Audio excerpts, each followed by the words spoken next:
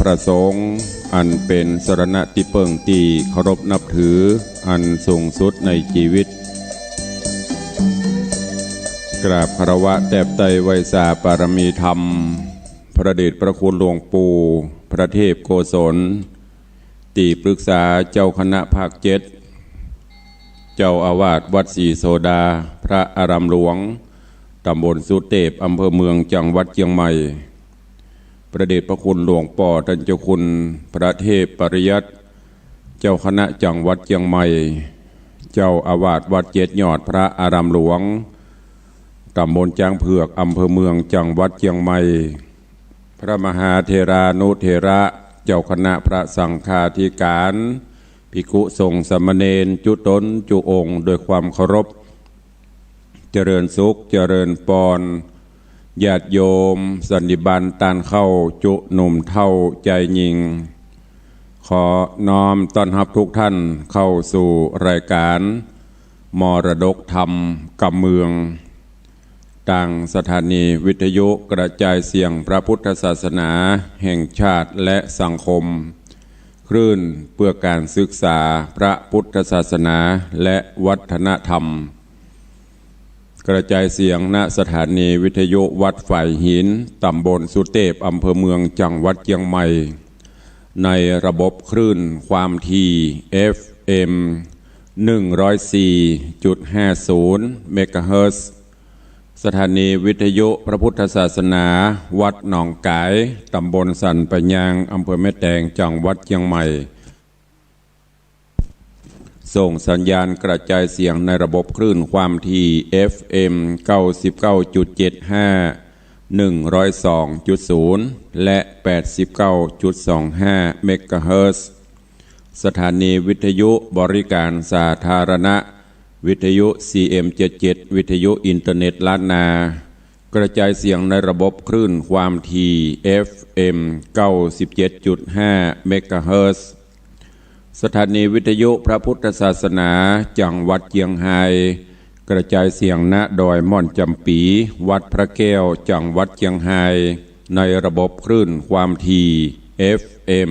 99.50 เมกะเฮิรตซ์ตลอดจนวิทยุชุมชนเสียงตามสายห่อกระจายข่าวตามวัดตามวาตามหมู่บ้านต่างๆตีตังสมปานเจ้าวัดปอแก่ปอแคว้นได้ร่วมกันเผยแผ่นำธรรมคำสอนสู่ศรัทธาประชาชนในเวลานี้บ่เต่าแต่นั้นตุลุงก็ขอเจริญปอนญาติโยมญาติธรรมเนอะที่ได้ติดตามรับฟังต่างเฟซบุ๊กเฟซไลฟ์ต่างเว็บไซต์ต่างๆบ่ว่าจะเป็นเฟซบุ๊กของตุเจ้าบ้านนอกทิตะสิโปของท่านเจ้าวัดศรีรัตนมงคลร่องยาวอำเภอสระปีเฟซบุ๊กของ104ธรรมะคลายเครียดวัดฝ่ายหินแล้วก็เฟซบุ๊กของวัดวังสิงห์คำแล้วก็มีหลายๆท่านที่ได้ฟังแล้วก็แชร์ไปอันที่ประกาศกูเจ้านี่เพราะเปิ้นแชร์ประจ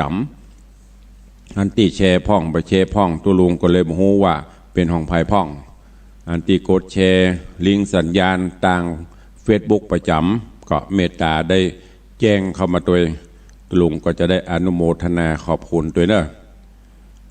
ปากันวันนี้อากาศสดชื่นแจ่มใสเย็นสบาย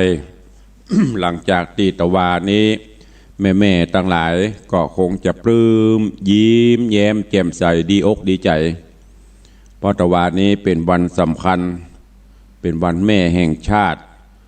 ลูกๆกูคนก็ที่มีแม่อยู่ก็ดีบ่มีก็ตามอันที่บ่มีก็ไปทำบุญสุนทานอุทิศกุศลให้แม่อันที่มีแม่อยู่ก็อาจจะไปไหว้ไปสาไปล้างตีนล้างมือหรือปาแม่ไปทำบุญไปกินข้าวกินน้ำมอบของต่างๆ คือเป็นกำลังใจเป็นขวัญกำลังใจให้กับแม่ผู้บังเกิดเกล้าก็เป็นสิ่งที่น่าอนุโมทนายิ่งแต่มีแต่ตัวเนอะแต่จะไปฮักตะวาวันเดียวขอให้ดูแลเอาใจใส่ แม่บังเกิดเกล้าของเฮาตลอดทุกวันได้ก็ยิ่งเป็นการดียิ่งโดยการฮื้อปุ๋ยโดยการฮื้ออาหารต่างจิตต่างใจนั่นก็คือโทรศัพท์ไปหาพ่องอูจาพ่องแล้วก็บำรุงทางกายมีข้าวน้ำโภชนะอาหารเสื้อผ้าอาภรณ์ปัจจัยอย่างต่างๆทำนุบำรุงตามที่เฮาจะทำได้ทำในขณะที่ท่านยังมีชีวิตอยู่เมื่อใจยังเมื่อดังสาบบนว่าดีกว่าเมื่อเปิดลมหายตายจากไปเฮามาทำถามว่าได้ก็ได้แต่ว่ามันได้ประมาณสัก90แต่ถ้าเฮาทำเมื่อมีชีวิตอยู่ก็ได้เต็มร้อย หรือถ้าท่านสิ้นบุญไปเฮาก็ยังตวยทำบุญส่วนตานส่งยุกุศลผลบุญไปฮื้อแหมอันนั้นก็เกิน100พ่อแม่ก็จะดีอกดีใจว่าโอ้ขนาดเฮาบ่มีแล้วลูกหลานตันเต้าก็ยังน้อมจิตน้อมใจลำลึกถึงเฮาเปิ้นก็จะพายแผ่นาบุญมาหรือดวงวิญญาณเปิ้นจะส่องหูเล็งหันก็จะได้พิบาลปกปักรักษาลูกหลานตันเต้าเพื่อได้อยู่ดีมีสุข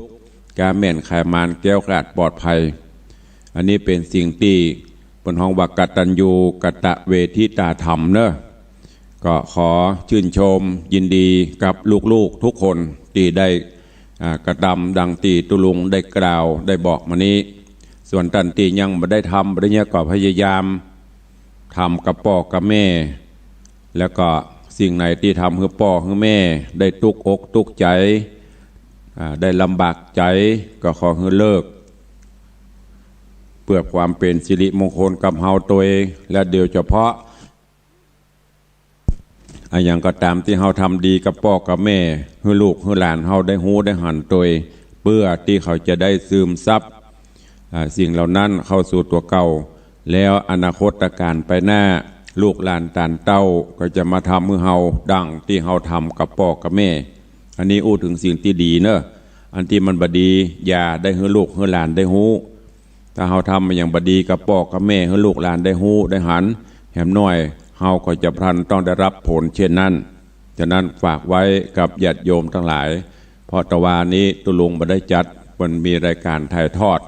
บ่ได้ปะกันในวันสำคัญวันนี้เฮาก็มาปะกันแต่ว่านี้ฟ้าฝนก็โปรยปลายลงมาหลายตีหลายตางชุ่มฉ่ำชุ่มเย็นกันไปเจ้านี้อากาศก็เย็นสบายเนอะ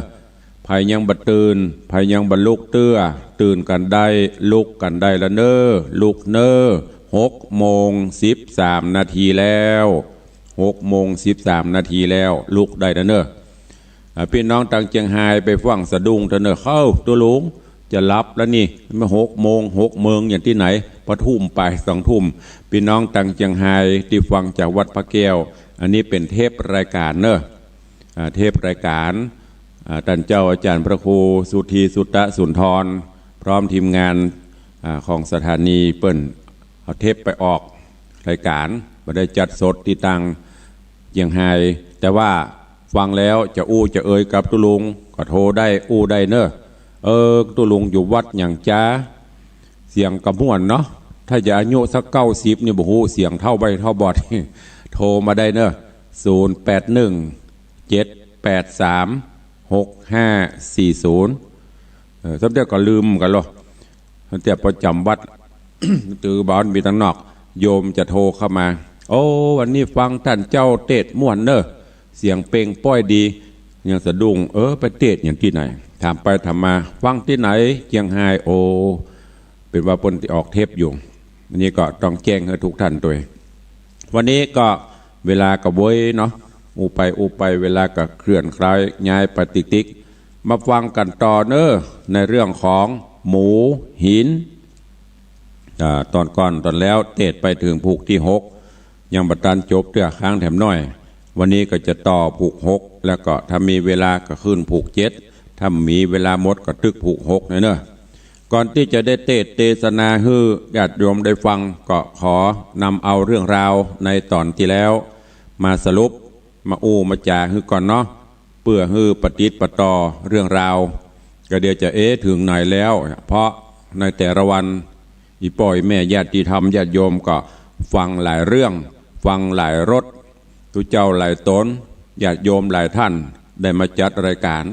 ก็อาจจะหลงจะลืมไปเรื่องราวของหมู่หินในตอนที่แล้วมาถึงยังตอนที่ปรมจารี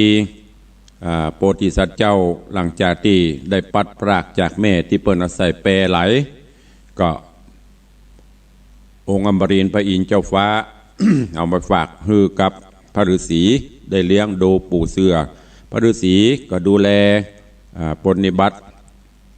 เต่าที่ทำได้เลี้ยงดูกันไปมีผลละหมากหลากไม้มีอันใดก็เอามาฮือกินจนกระทั่งบัดนี้ปรมจารีอายุได้8 ปี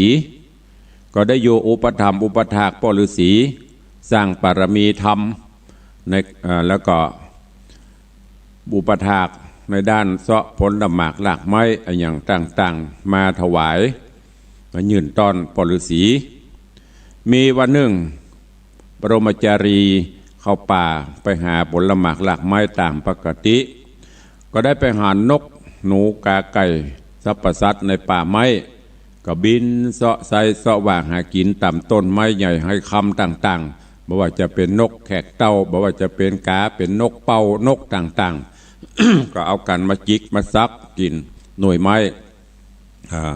สักได้ก็ให้ลูกมันกินพ่องตัวเก่าพ่องก็เป็นตีม่วนงานจกเจโจเจจกเจโจเจอยู่บนป่ายไม้บรมจารีได้หันก็มาคิดถึงว่า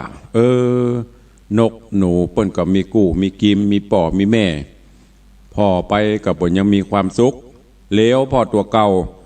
ก็ยังอยู่คนเดียวเป็นตัวปกลกมีกับพ่อฤาษีดื่นมากระหันพ่อฤาษีแต่พ่อมีไหนแม่มีไหนก็ว่าแม่ตายแล้วกาจะได้กาก็กึดไปถึงเรื่องปุ่นพอปิกมาถึงบรรณศาลาพ่อฤาษีก็อดมาได้ก็เลยถามเข้าไปกราบไหว้พ่อฤาษีว่าพ่อฤาษีข้าเจ้าหรือว่าลูกเต้าเนี่ยขอถามพ่อกำเตอะมีความกึดเคืองใจว่ามีพ่อกับเปิ้นก็จ้ามีแม่กับเปิ้นก็จ้าบ่เคยหันหน้าพ่อบ่เคยหันหน้าแม่สักเตื้อมาอยู่ในป่าในดงเนี่ย หน้าพ่อเป็นจะได้หน้าแม่เป็นจะได้กับหันขอถามพ่อฤาษีกำเตอว่าลูกเนี่ยมีพ่อมีแม่อยู่พ่อแต่แม่แต่เนี่ยเพราะว่าหันการพ่อองค์เดียวขณะนั้นพ่อฤาษี ก็กึดจะได้ก็อูจ๋าตอบถ้อยคำถามของปรมจารีว่าลูกเอ๋ยเมื่อลูกถามพ่อก็จะบอกเรื่องราวความจริงฮือทราบตั้งแต่เก่าเนาะพ่อแม่ของลูกนั่นมีพ่อของลูกนั่นคือเป็นพระเจ้าเมืองหรือว่าเจ้าพญาอยู่ปุ้นเมืองปราณสีแม่ของเจ้าก็มีชื่อว่าจันตะเทวีแล้วก็เจ้าก็ยังมีปี้แห่งคนชื่อว่าเจ้าคัตติญะวงศาป่ายปอมีแม่น้าพ่อเจ้ามีแม่2 แม่แม่ใหญ่แม่น้อยแม่ใหญ่ก็คือแม่ของเจ้าแม่น้อยหรือเมียน้อยก็คือชื่อกาไว้ อันกาไว้แม่น้าของเจ้านะเป็นคนบดีใจหยาบบับจ้าจอบสนซอหากรรมหาเรื่องหาราวมาเทศทูลป่อเจ้าเรื่องนี้ก็เหมือนกัน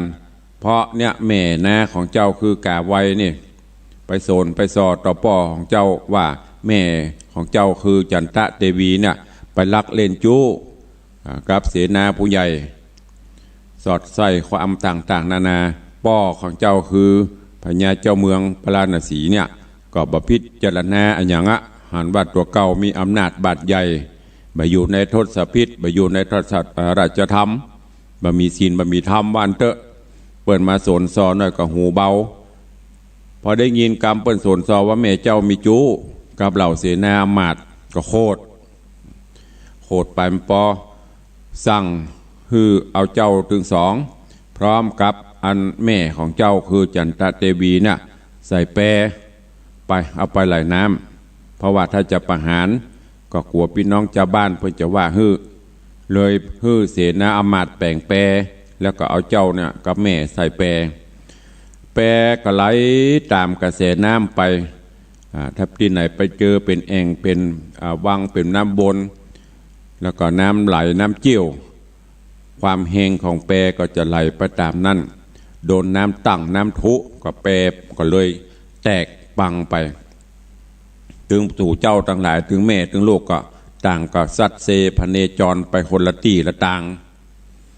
ก็โดยเตจะปรมีของเจ้าก็ดีของแม่ของอ้ายก็ดีองค์อมรินทร์พระอินทร์เจ้าฟ้าเปิ้นอยู่สวงสวรรค์จันฟ้า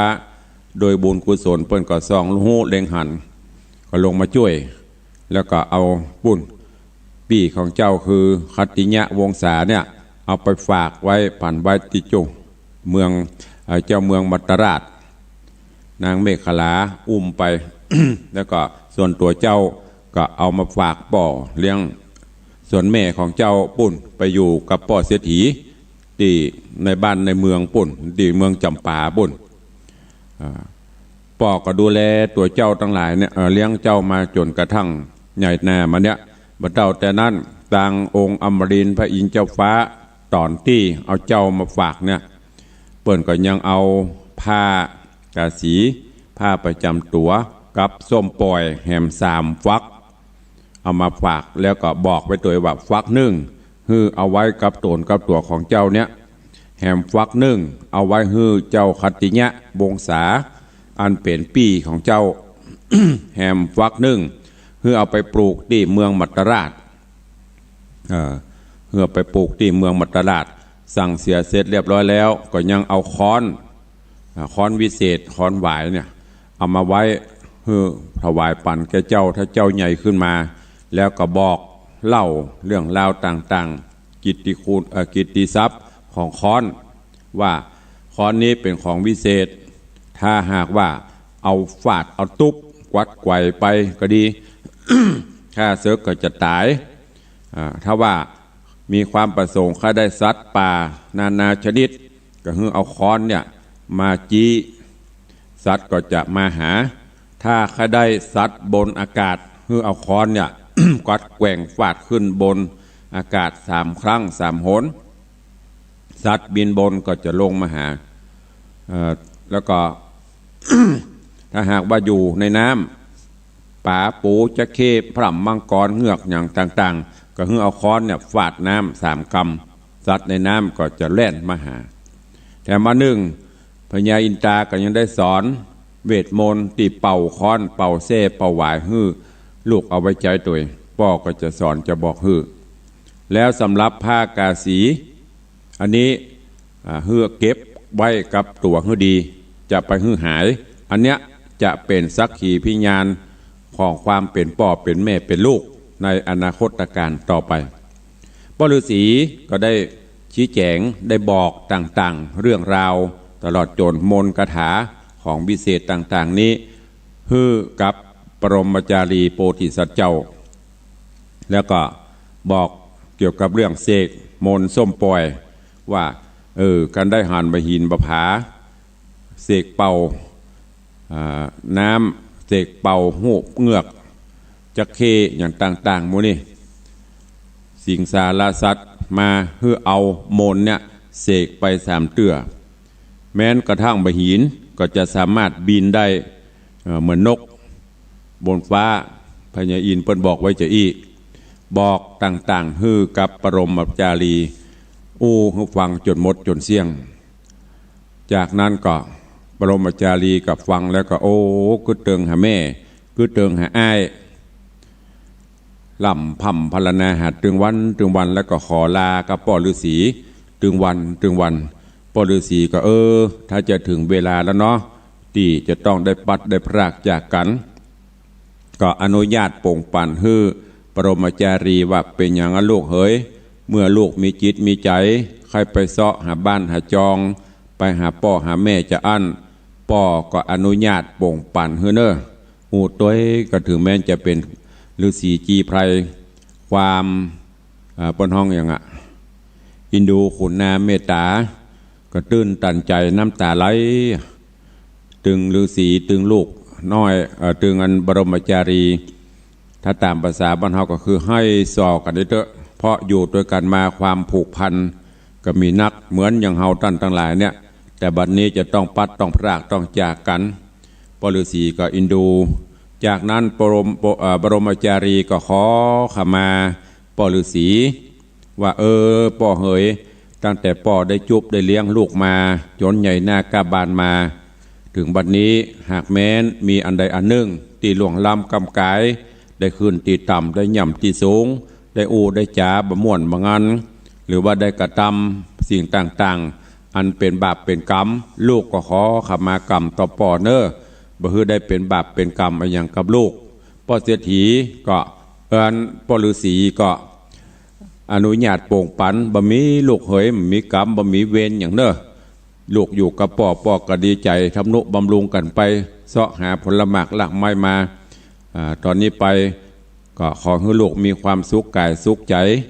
ไปตันใดไปตั้งหน้าก็ขอให้ได้ประสบตามความปรารถนาของลูกเนอะจากนั้นก็นำปลา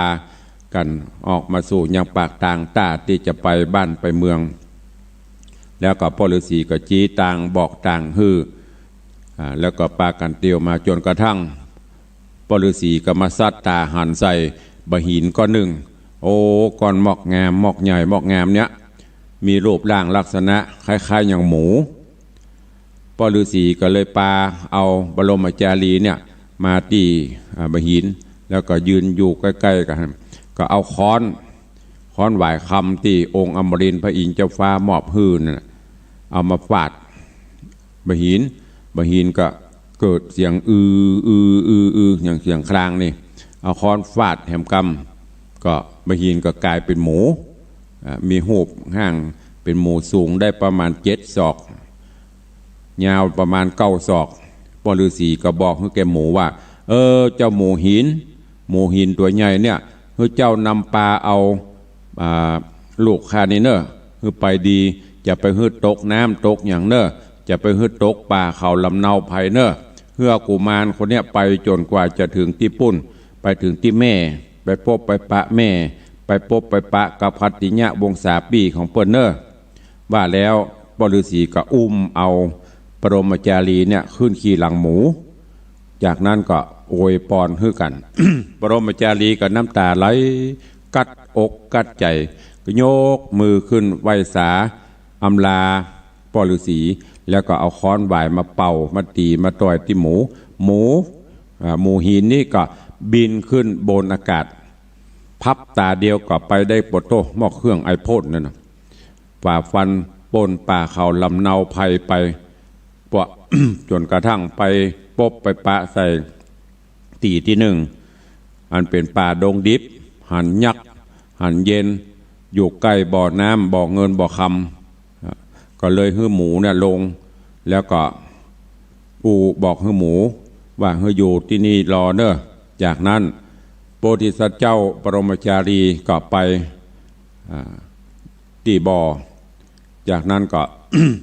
จุ่มตัวพอเนื้อตัวเป็นเงินเป็นคำเป็นอย่างละไปอาบไปกินอย่าง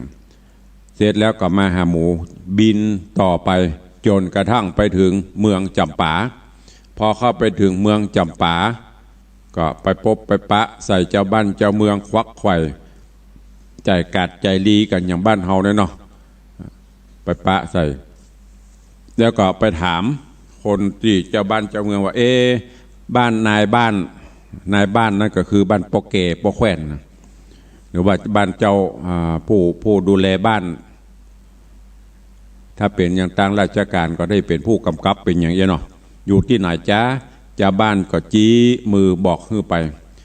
บรมจารีก็ไป โดยให้หมูอยู่ท่าก่อนแล้วก็จนกระทั่งไปถึงบ้านเฮือนของนายบ้านก็ไปไปไปจ๋านายบ้านก็ถามว่าท่านเป็นไผลูกที่ไหนจากทางใดมาบรมจารีก็เล่าเรื่องตาวต่างๆแต่โกนหลังให้ฟังนายบ้านได้ยินคนก็ตื่นตันใจหูได้ทันทีกึดไปขึ้นมาในบ้านก็บอกให้ลูกให้เมียขจายมาไหว้อันเนี้ยโปติอันเนี้ยคือเจ้าเมือง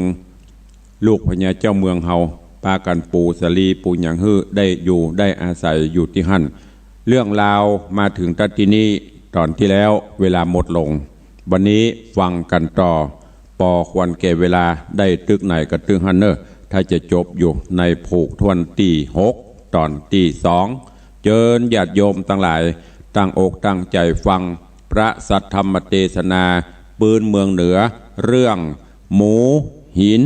ในตอนต่อไปณโอกาสบัดนี้นะโมตัสสะภะคะวะโตอะระหะโตสัมมาสัมพุทธัสสะสาธโวฟังลาโสตุจันนาสัพปุริสะตังลายตั้งยิงและใจหนุ่มเท่าที่ได้ปะกันเราติดตามทาดาฟังยังรัศธรรมเทศนาเรื่องหมูหินลำดับการมาแถมแล้วเราผูกทวนตี6ตอนที่2เนอเจ้าขอเชิญศรัทธาหนุ่มเท่าทั้งหลาย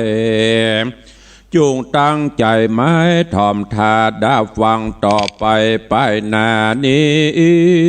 และนาที่นั่นนายบ้านหูแล้วแจงซอดจังจริงเหือเมียมันและลูกเต่ามาไว้เจ้าบุญมีฮือปู่สลีพาลวาดมอนอิงหมากมาวางฮือเจ้าบุญขวางนอดไทยได้อยู่เย็นใจแล้วก็ไขบอกเราตั้งแต่เก้าเดิมทีว่าขานี้นาชื่อว่าสุปิญะอมมาตผู้รักษายังนางนาถจันตะเทวีเมื่อพญาปราณสีตนใหญ่เอาแม่เจ้าใส่แปรไหลเสกเกิดด้านในความเขือกเมืองยาวเยือกนักหนา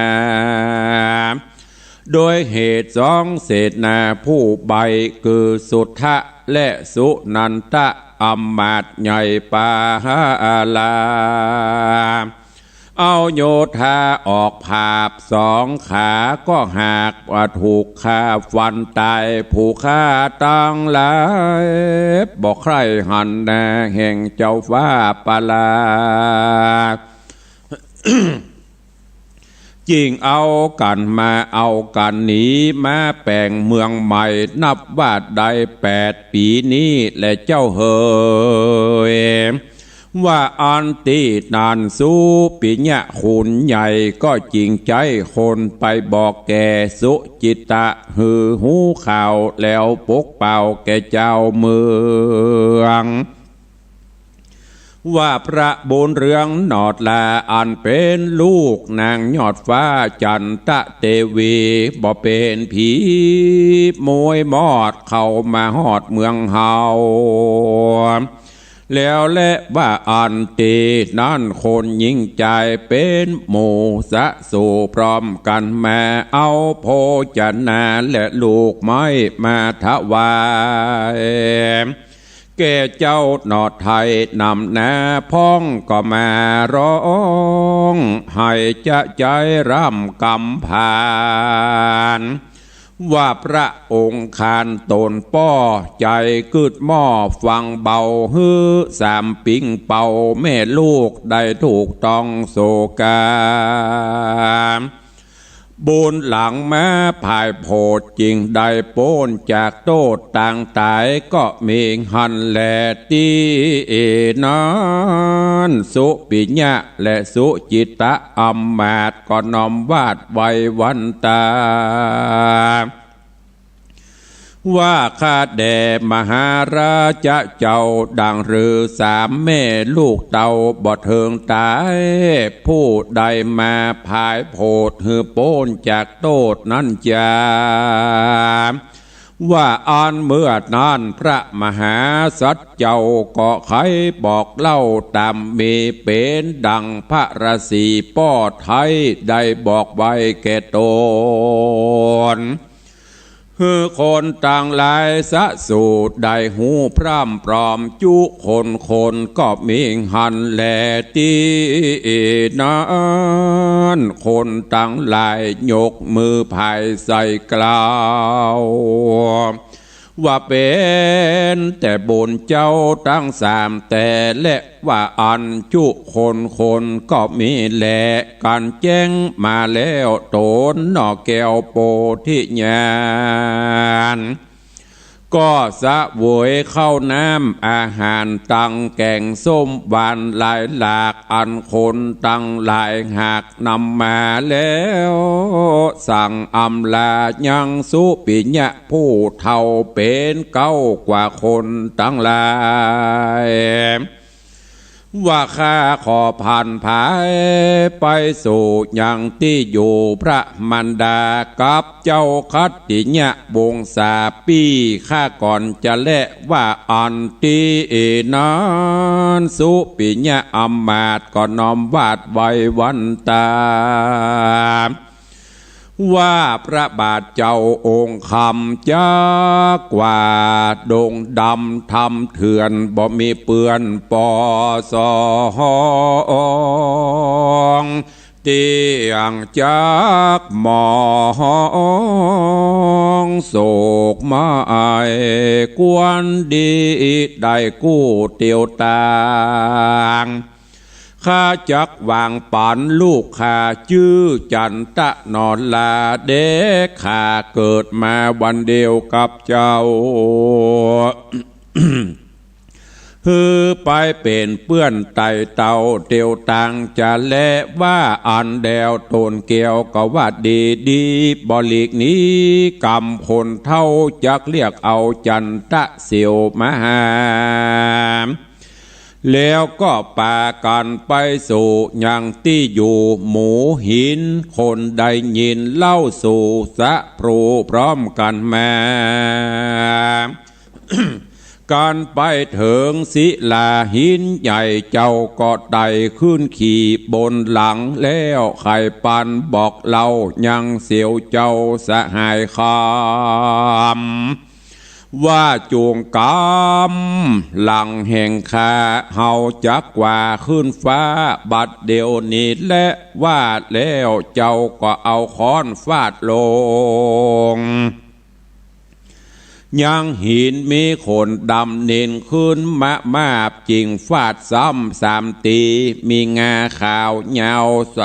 เงาสากวากกะบากอยู่กุบลุกจุกยืนจันอยู่พูดดังอยู่พัดเจ้าก็มาสัตว์แถมเล่ามันก็ป่าเจ้าเฮินเมื่อบนฝูงโคนแงนพอยือเจ้าก็บอกฮือหมูเรียบนิคม3 รอบแล้วก็ออกบินไปสู่ติสะในหนไตไปใจก็ไปเถิงที่เมืองจำปาเจ้าก็สัญญาฮือหมูหินหมูก็บินลงต่ำส่องเจ้าย่ำเตียวดินหมู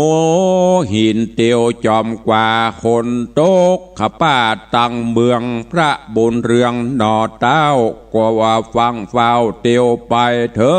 งเติงในขวงแก้วฮื้อหมูถ้าอยู่แล้วก็ขึ้นไปสู่ไปในป่าภาษาติตาราจำปายอหัตถาใส่เกราไว้ต้านเจ้าปาราว่าขาบมาซ้อหาพระมารดาแม่เจ้าชื่อว่านางนอเนาจันตะนอเตวี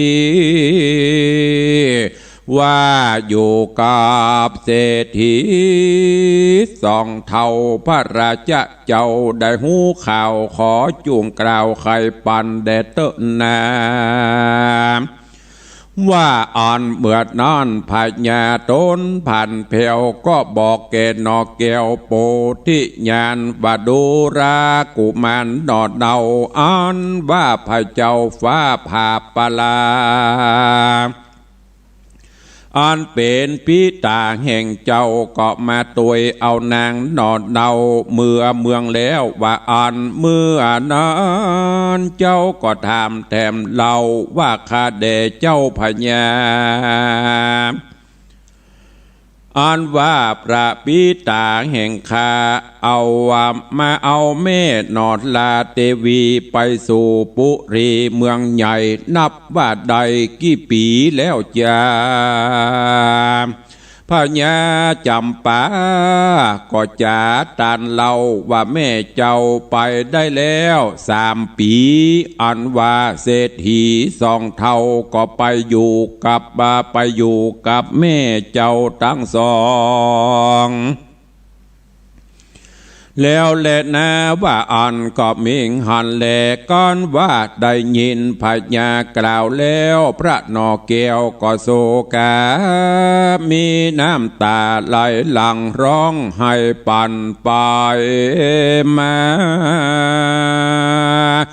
ว่าใครหันพระมารดาเป็นเจ้าป้อก็เอาปอกเต้าเมืองและว่าอ่านเมื่อนานพระญาจำปาก็โอดคุณนาบ่ได้เต้าไทยก็เล่าลมใจกันตาวันใสตกต่ำแล้วเต้าตนแก้วก็เรียกเอานอโปธิญาณกับตังกุมารจานตะเสียวเจ้าหือสะเวยเข้านามโภชนะอาหารแล้วก็หือกุมารตังกู้ย่างพักนอนอยู่ภายในก็มีแลรัตติญาการคืนนั้นและรุ่งสายฟ้าพุ่งขึ้นมาอันว่าพญาอันว่าพระมหาสัจเจ้าก็สะเวยเข้านามโภชนะอาหารกับพระผู้บานเต้าไทยพราบไตฟ้าจำปาแล้วก็สั่งอำลาว่าข้าแด่มหาราชเจ้าว่าอันว่าเมืองมัตตราชนั้นเล่าอยู่ต่างใดข้าจักไป5 ปีหือแมนหุตี้สัจยังขอไข่ปันแก่ข้าอย่าได้จ้าเร็วปันแดดเตอะเมื่อนานเจ้าจำปานกรก็กล่าวว่าดูราใจดูแลใจหน่อยนาดอันว่ามัตตราชเวียงใจอยู่โหนอาคไนและเจ้าแม่นไต่เต่าเตียวไปโหนตั้งไกลบ่ใจกล้าอายนับว่าได้เดือนไป7 วันจริงหลอดจะและเมื่อนั้นโพธิสัตว์เจ้าก็กล่าวว่าข้าบ่ได้ไปต่างโบกจาก6 ไปต่างฟ้าตัวแห่งข้ามีหมู่หินขี่บินไปละเลือนข้ามเถื่อนทองบาทเดียวและนาพญาจำปาโตนใหญ่ก็มาใคร่หันหมูจิงถามดูแถมเล่าว่าหมูแห่งเจ้าอยู่ตีใดจ้าเจ้าก็กล่าวว่าหมูแห่งข้าอยู่ที่นอกประตูพญานีและว่าอันเมื่อนั้นเต้าจำปาก็ลีลาไปสู่ยังติอยู่แห่งหมู่หินหันหมู่นินดำใหญ่เต้าไทยก็อาศจรรย์ทุกคนหันยินหลากออกปากว่ากลัวก็มีแล การพระญาหันแล้วตนนอแก้วก็สั่งอำลาจวนเอาจันตะเสนาเสียวแก้วก้อยไต่เต่าแล้วขึ้นขี่บนหลังเอาค้อนวายคำมาฟาดทวนขนาด3 ตีหมูตัวดีองอาจก็ขึ้นสู่อากาศปลายโบนแล้วก็เวียนบนเวียง3 รอบจริงจักออกเวียงไปข้ามดงไพรเถื่อนทองก็ไปลอดห้องสั่งกัสนกรพระภูธรนอดไทยก็ลงที่ไกลสวนอุทยานฮือหมู่การตัวกระอยู่ทาที่ประตูสวนแล้วก็จวนกันไต่เต่าเข้าไปในเฮือน2 เท่าที่อยู่เฝ้าสวนอุทยานไข่กำหวานต้านต่อว่าคาเดพ่อลุงเฮยและแม่ป่าผู้ข้ามาหาขออาสะไหลจักไปต่างใดบ่ได้เหตุใกล้ข้ามจนตาจะเล่นนาอ้อนว่า2 ขาก็ถามที่ถอยว่าเจ้าใจน้อยจักไปที่ใดนั่นจะเจ้าก็ตอบว่าข้าจักไปสู่คงเขตห้อง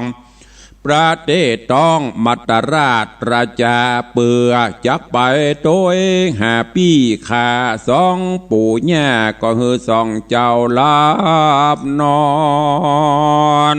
ก็มีเฮวานนั้นและนานิติตังขีญาสังวันนาวิเศษจาห้องเหตุธรรมเทศนาเรื่องหมูหินผูกทวนตี6ก็บังโกมสมเด็จเสด็จจบปริปุณนังไปแถม1 ตอน 1 ผูกในเรื่องของหมูหินผูกทวนตี6นะเรื่องราวสาระก็ม่วนเนาะฟังไปก็เคลิ้มม่วนไปได้สาระข้อคิดตอนนี้โพธิสัตว์เจ้าไปเสาะหาแม่ปรากฏว่าแม่ก็ปิกไปบ้านไปเมืองไปหยุดไปป่อพุละเอาป่อเสียที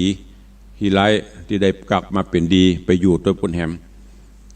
จากนั้นก็จะไปตัวหาอ้ายไปถามป่อเมืองบ่เสาะหาเมืองที่อ้ายอยู่เมืองมัตตลาดตอนนี้กำลังไปจอดไปย่างอยู่ก็เดี๋ยววันพุธตอนที่จะเตะต่อก็เอาไปสรุปให้ฟังเนาะเพื่อที่จะได้ปฏิติดต่อเรื่องราวหมู่หินในตอนในผูกต่อไปวันนี้ในเรื่องของหมู่หินก็ปุ่งวางไว้แต่เพียงเท่าอีเนาะก็เข้าสู่โหมดท้ายรายการเวลาดังที่เฮาได้ปฏิบัติกันมาเนาะห่างเวลาเหลือเวลาไว้สำหรับอูจากับอีปออีเมศรัทธายามเจ้าประมาณสัก5 นาที10 นาทีเพื่อจะได้ประกาศประชาสัมพันธ์อนุโมทนาข่าวสารทางวัดก็ดีข่าวสารทางคณะสงฆ์ก็ดีมาเล่าสู่อูจากันกับพี่น้องศรัทธาเนอะก็จะไปลืมกันเนอะใกล้เข้ามาถึงวันนี้วันที่13แล้ว14 15 16 17 18 19 20แฮม7 วันก็จะถึงแล้วถึงอายังตุลุงถึงวันงานทำบุญอายุวัฒนมงคลครบรอบ57 ปีตุลุงและที่สำคัญก็คืองานรอพระเจ้าทองคำหลวงป่อสิงห์คำซึ่งเขาจะรอด้วยทองคำบริสุทธิ์และก็ทองคำที่ญาติโยมนำมาร่วมในวันเสาร์ที่22 สิงหาคมที่จะถึงนี้ขอน้อมเอิญเจิญจวนเนอเป็นบุญกุศลอันยิ่งใหญ่ไม่ใช่วันมีกันบ่อยในการหล่อสร้างสารูปพระพุทธเจ้าอันหล่อด้วยทองคำ พื่อที่จะได้เป็นตีไหวตีสาสักการะปูชาตุลุงขอเอิญเจิญจวนเนอะท่านใดมีเวลาว่างบัติดกิจธุระใดๆบัติดคัดอันใดก็มาสร้างเสริมบารมีธรรมร่วมกันที่วัดวังสิงคำตำบลประแดดอำเภอเมืองเชียงใหม่จังหวัดเชียงใหม่เนอะเป็นประจำคู่ปีตุลุงได้เชิญชวนศรัทธานาบุญญาติธรรมเขาได้มาพบมาปะกันถือเอาเป็นวันรวมญาติธรรมรายการมรดกธรรมกับเมืองและรายการต่างๆของต่างสถานีวิทยุปีหนึ่งมาพบมาปะกันครั้งหนึ่งโดยเอาวันเกิดตุลุงเป็นหลักเป็นเกณฑ์มากินข้าวน้ำมาจำข้าวตอนมาสืบโหราจตาเสริมบารมีธรรมห่วมกันท่านใดมีเจตนาที่จะร่วมเป็นเจ้าภาพสังฆทานถวายพระเจ้าประสงค์ก็แจ้งความจำนงได้เนอะชุดละ 2,500 บาทท่านใดมีความประสงค์จะนำโฮงทานเข้าป่าอาหารผลหมากรากไม้อย่างต่างๆก็เอามาได้เนอะเอามาจุมาหอมมาตั้งเลี้ยงกันได้หรือจะร่วมเป็นเจ้าภาพตั้งต้นเงินต้นทองต้นเพชรเพื่อร่วมสมทบกองทุนนิธิวิสิตศิลาภรณ์ใจในการพัฒนาวัดวาอารามในด้านการเผยแผ่พระพุทธศาสนาดังที่เขาได้ปฏิบัติกันมาก็เจริญพรจนได้กองละ1,000กองละกองละ10,000กองละ100,000แล้วแต่หรือตามจิตเจตนาศรัทธาเนอะก็บอกบุญกันไปส่วนที่จะให้จะหอมเป็นทองคำตอนนี้ก็ยังตันอยู่เนอะยังหอมได้อยู่เพราะบางท่านจะว่าเฮ้อแล้วว่ากุ้มแล้วไม่ใช่กาก็ดังที่ได้บอกชี้แจงมาจากที่เขาจะรอกันน้ำหนัก108 บาทตอนนี้องค์พระได้ใหญ่ขึ้นเป็นขนาด5 นิ้วซึ่งจะใจทองทั้งหมดประมาณ2 กิโลกรัม2 กิโลกรัมเทียบเท่ากับ150 บาทจาก108ขึ้นมาเป็น150 บาทก็ต้องเพิ่มขึ้นไปญาติธรรมท่านใดมีเจตนาใครร่วมก็เจริญพรเจิญได้เนอะตะวานี้ขออนุโมทนาบุญขอบคุณกับโยมแม่ดินลกาไตรไพบูลย์เนอะโยมแม่ดินลกาไตรไพบูลย์ก็บ้านวังตานวิลาได้นำเอาสร้อยทองคำน้ำหนัก2 สลึงมาร่วมอุทิศถวายแก่ดวงจิตวิญญาณของคุณครูจารุวรรณไตรไพบูลย์และก็คุณป่อประสิทธิ์ไตรไพบูลย์ตลอดจนบูรพกษัตริยาธิราชพระราชวงศ์โยนกนาคพันธ์เจ้า74ตลอดจนญาติพี่น้องตัวขออนุโมทนาขอบคุณเนอะกับโยมแม่ดินลกาไตรไพบูลย์มาณโอกาสนี้ตัวขอบคุณอนุโมทนาบุญกับโยมแม่อัมพรอยศรีวิรัตคุณโยมนางสาวอุบลบดีจิรัตถิติการคุณโยมนางสาวอุบลลักษณ์ศรีวิรัตและคุณโยมดำรงทิตะธนภักดิ์อันนี้ก็ได้นำเอาทองคำน้ำหนักก็ประมาณสัก1 สลึงหรืออาจจะเกินกว่านั้นเพราะมันเป็นจี้เป็นเครื่องปนห้องอย่างเข็มที่ระลึกที่เพิ่นได้รับในโอกาสต่างๆเป็นทองคำก็เอามามอบถวายร่วมสมทบในการหล่อสารูปพระเจ้าทองคำตัวอนุโมทนาบุญขอบคุณกับป้าอุ้ยมอนบุญมาหรือป้าอุ้ยขมอนขันสตุลอันนี้ก็ศรัทธาผู้เฒ่าผู้แก่วัดวังสิงคำคนนี้ป้าอุ้ยมอนได้ร่วมเป็นเจ้าภาพสังฆทาน1 ชุด 2,500 บาทขอบคุณกับป้าตุ้ยแม่แดงทาคำแปงอันนี้ก็ศรัทธาผู้เฒ่าผู้แก่วัดวังสิงคำคนนี้เหมือนกันก็ร่วมเป็นเจ้าภาพสังฆทาน1 ชุด 2,500 บาทนอกจากนั้นก็มีญาติธรรมหลายท่านเนอะแต่ว่านี่เพิ่นทยอยกันมาวันแม่โดยถ้าประกาศหมดนี่บัตรเวลาหมดก่อนก็ยังมาหมดเด้อก็ค่อยๆทยอยประกาศไปเนอะได้ตึกไหนก็ตึกหั่นจะไปว่าโหอีแม่หอมยังไม่ได้ยินนี่นะมีหมดเนอะมันต้องกลัวเงินทองของท่านญาติโยมศรัทธาทุกบาททุกสตางค์ตุลงบัญชีหมด20 บาทก็ลง10 บาทก็ใส่มื่อได้ตกได้หล่นสักบาทไม่ต้องกลัวสูญดินสูญทรายเนอะรับประกันได้ตรวจสอบได้ตลอด